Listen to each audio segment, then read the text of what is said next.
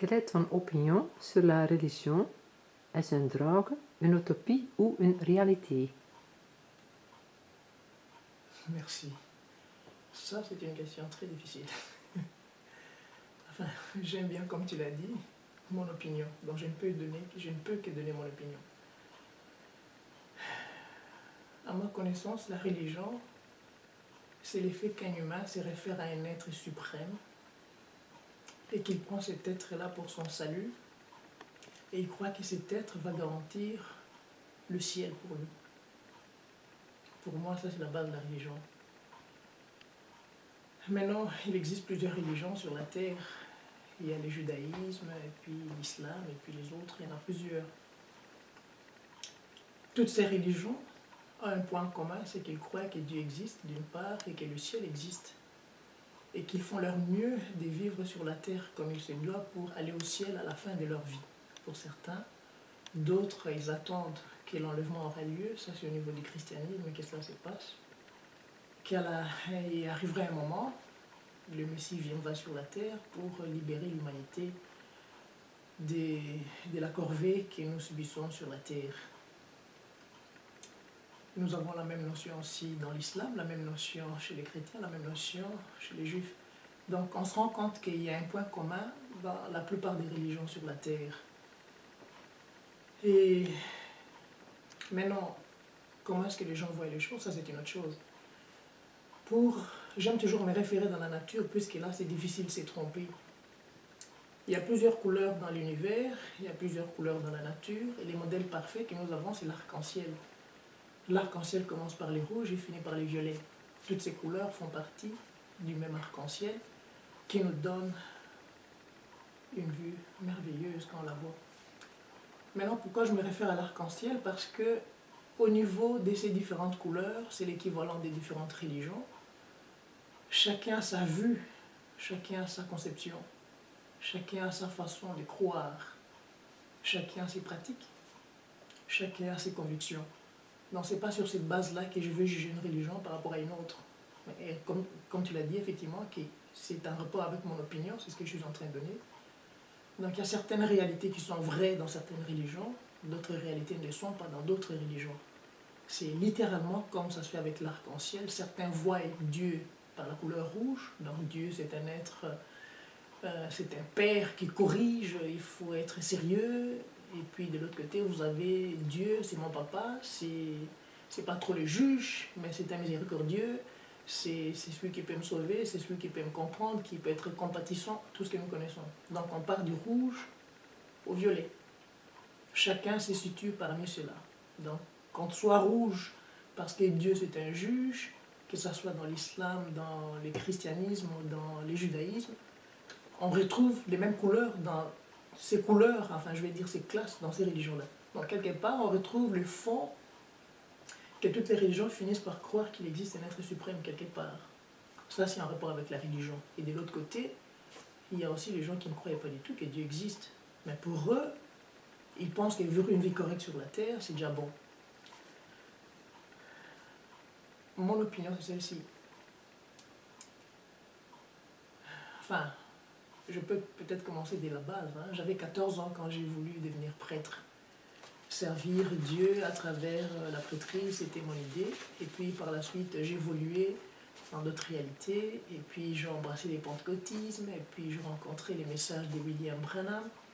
Et puis j'ai évolué dans ma vie spirituelle comme je l'amène. C'est pour cette raison, même dans l'encyclopédie que j'ai écrite, j'ai été clair là-dessus. Prenez l'exemple de Jésus. C'était quoi la religion de Jésus? Prenez l'exemple de Moïse. C'était quoi la religion de Moïse? Prenez l'exemple d'Abraham, l'exemple même du prophète Mohammed, comme l'islam l'appelle. Quelles étaient la religion de ces gens-là? On se rend compte que les religions ou les mouvements sont créés après le départ de ces gens-là. Ils avaient un message à apporter, ils avaient une mission à apporter, ils avaient un but à vivre sur la terre, c'était de ramener l'homme en contact avec les créateurs. C'est ce qui a fait qu'ils ont prouvé que le surnaturel existe. La puissance illimitée existe. La créativité, la création existe. Ils ont prouvé ça, c'était ça le but pour lequel ils sont venus, pour nous ouvrir les réalités dimensionnelles par rapport à nous. Maintenant, s'il faut me dire, ou s'il faut me poser la question quelle est la bonne religion, qu'est-ce qui ne l'est pas, ma réponse elle est simple. En fait, c'est juste mon opinion aussi. Ramener l'homme au point de départ, les points de départ selon toutes les religions, c'est qu'il existait Adam et Ève. Adam et Ève vivaient dans quelles conditions et pourquoi Dieu les a placés dans le paradis? C'est similaire à nous. Dieu nous a placés sur la terre. Il y a un but, il y a une raison, il y a une mission, il y a des réalités qui vont avec. Maintenant, ma conception à moi sur la religion, c'est celle-ci. C'est la raison pour laquelle même l'encyclopédie, je l'ai intitulée Les schémas d'une nouvelle civilisation. C'est-à-dire les buts pour lesquels Dieu avait placé l'homme sur la terre, c'était pour qu'il vive heureux dans un paradis heureux. Ce que je recherche dans la religion, c'est de voir quelqu'un ou un système ou un mouvement, je ne sais pas quoi, qui pourra ramener l'homme à ce qui était au début, c'est-à-dire le bonheur parfait. Pour moi, c'est ça la religion. Il y a des normes qu'il faut suivre là-dedans, mais pour moi, qu'est-ce que j'appelle le bonheur parfait? C'est ceci. D'après les recherches que j'ai faites, j'ai compris que l'homme peut vivre l'immortalité dans son corps. La science l'a prouvé qu'il existe des humains qui ont des cellules immortelles. La preuve, le vaccin de polio qu'on utilise aujourd'hui, c'est fait sur la base des cellules d'une personne qui était morte. Je ne me rappelle même plus de son nom. Vous pouvez les retrouver sur Internet. Ce sont les cellules de son corps qui se développent, qui vivent encore indéfiniment, qui sont la base du vaccin qu'on utilise aujourd'hui contre la polio. Non, je sais que l'immortalité existe dans le corps humain. Je sais que l'homme peut avoir des motifs nobles, des motifs ou un sens de vie beaucoup plus élevé que de vivre simplement pour payer ses factures et mourir, être enterré. Je crois qu'il existe mieux que ça. Je crois aussi, selon moi, que l'humain a la possibilité de vivre une foi parfaite. Je le crois, c'est ma foi. Que l'humain a la possibilité de vivre un amour parfait. Je le crois. Que l'humain a la possibilité de vivre un pardon parfait. Je le crois. Que l'humain a la possibilité de se déplacer ou de faire la téléportation. Je le crois. Je crois que l'humain a la possibilité de créer. Je le crois. D'avoir l'amour parfait, la joie parfaite, le bonheur parfait. Ça, c'est ma religion. Ce sont les critères sur lesquels je baserai qu'une religion vaut la peine d'avancer ou de parcourir encore un long chemin. Donc, selon moi, si on n'arrive pas à cette possibilité de dire que on n'a pas les conditions qu'Adam avait au début, c'est qu'on a encore un long chemin à parcourir. Et pourquoi je vous dis ceci? Parce que si je parle de la religion sans parler des gens qui ne croient pas à la religion, j'exclus la notion du cerveau. J'exclus la notion de l'intelligence.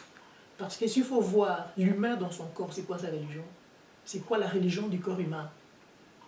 Le corps humain a besoin de manger, de dormir, de boire et d'être heureux. Quelle est la religion du cerveau? Le cerveau a besoin d'être libre pour exploiter ses capacités et fournir les éléments nécessaires pour la continuation de la vie. Donc on voit que ce soit la religion ou que ce soit l'éthique, les deux ne contredisent pas la notion du bonheur parfait. C'est ce qui fait que pour moi, je me limiterai à dire que si je n'ai pas appelé ça la religion, c'est ce que j'ai appelé la nouvelle civilisation. Et ceci n'est pas contredisable dans aucune religion, dans aucune éthique. Parce que c'est un point commun qui unit toutes les valeurs humaines à ramener l'homme à ce qu'il avait au début, c'est-à-dire le bonheur parfait sur la terre. Maintenant, quant à moi personnellement, je suis né, j'ai grandi dans un milieu culturel. L'islam, je le connais par les amis. Le judaïsme, je le connais dans la famille. Le christianisme, je suis né là-dedans, j'ai grandi là-dedans. Donc en réalité, pour moi, la religion, avec plus de 30 ans d'expérience que j'ai vécu dans le milieu chrétien, que je viens encore dans le milieu chrétien, la religion, c'est de ramener l'homme à ce qui lui permettrait d'avoir les meilleures combinaisons des neurones. S'il veut utiliser le Saint-Esprit pour cela, tant mieux. S'il veut utiliser Dieu pour cela, tant mieux. S'il veut utiliser les recherches scientifiques pour cela, tant mieux. Qu'il soit un musulman, je lui dirais, va de l'avant, apporte le bonheur parfait. Qu'il soit juif, je lui dirais, shalom Shabbat, apporte le bonheur parfait. Qu'il soit chrétien, je lui dirais, Dieu te bénisse, apporte le bonheur parfait. C'est ce que j'attends de toutes ces religions. Donc, qu'est-ce que je vais dire en réalité? Qui que vous soyez, tant que nous sommes séparés à cause de nos religions, on n'ira nulle part. Mais si nous comprenons que nous sommes des humains, nous tous, dans la même espèce, et que nous devons détruire le mal, nous serons unis, nous tous, et nous travaillerons nous tous ensemble dans le bon sens. Il n'y aura pas des objectifs émotifs, enfin des objectifs égoïstes. Il n'y aura que des motifs nobles pour lesquels nous travaillerons ensemble. Si vous pouvez utiliser votre religion pour cela, tant mieux. Si vous pouvez utiliser vos recherches scientifiques pour cela, tant mieux. Tout ce que vous voulez utiliser, faites-le. Je vous honore dans ce que vous faites. Je vous conseille simplement une chose. N'utilisez pas trop la religion comme une couverture pour vous séparer des autres. Je ne pense pas que Jésus a prêché ça. Je ne crois pas que Moïse a prêché ça. Je ne pense pas que les prophètes Mahomet a prêché ça. Et je ne crois pas que Branham a prêché ça. L'humain, c'est mon frère. En dehors de l'humain, ce sont les esprits maléfiques. Ça, c'est mon opinion.